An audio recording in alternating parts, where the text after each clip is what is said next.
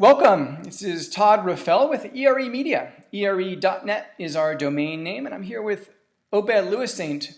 He's a Vice President of Human Resources at IBM. He's in the Watson division. This is you've heard of Watson. You've probably been reading about it in the media with its work in cancer and everything else, the Watson Group. And Obed is speaking at our conference at the end of October in Atlanta, a conference for recruiting leaders, and he's talking about a really interesting topic about how IBM has been hiring people. He's been hiring people based not on just can they fill the job that's open, the rec that's open, but do they have a future career beyond that job at IBM? Did I get that right?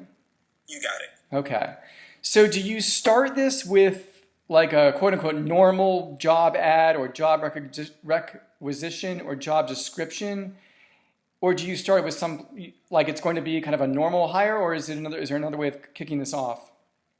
It's a great question. We start with thinking about what would the cultural attributes that it takes to be really successful here. And then when we have that very clearly laid out, it's about the person who will be successful and be able to transcend a couple of different job roles. So there are some overall skills, and then that we look at, and then we start to source about what and advertise experiences. So if you want an experience where you want to do something different, where you want to do something meaningful and have purpose and change and convert industries, then that's an experience. That's someone who wants an experience with us. And then we start to test against our cultural attributes. Some of the things that we do is around empowerment, speed, whether the person is able to think really radically and able to push the envelope, so to speak. So from starting from that ground around the cultural attributes, then we'll get the proper fit. Then there are some skills that are critical for individuals to be successful that we'll test for, whether it be through coding challenges or through understanding sales and how to engage and build relationships. But it's those large-scale competencies or skill sets that we look for versus looking at specific elements of how someone will fill a job. So if I got this right, if it's like, say, an HR coordinator job, you're looking to see if they have what it takes to be an HR manager, for example. Is that right? Even though this is an HR coordinator job? That's right. It's a couple of steps further, and then do they have the right raw ingredients in order to fulfill a career here? And I think you said test. What is that? Is that an assessment that you guys built or bought, or how does that work? We have a number of selection tests. So for our technology-based jobs, we have some coding challenges, which we do right online or on whiteboarding.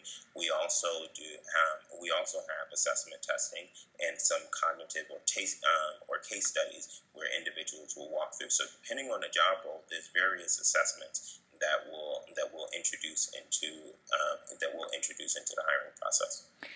What about interviews? Is that part of the assessment? You're somehow interviewing for their future potential and not just are they the best one for this job?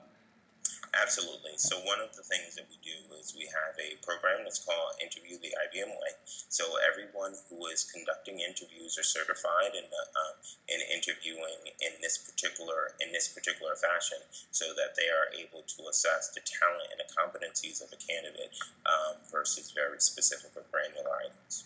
Is it mostly for technology jobs or not necessarily? Not necessarily. So it's across all of our jobs. So any of our interviews follow a standard, the standard interview in the IBM way. And then depending on the career path, then there is some augmentation of the overall program. Interesting.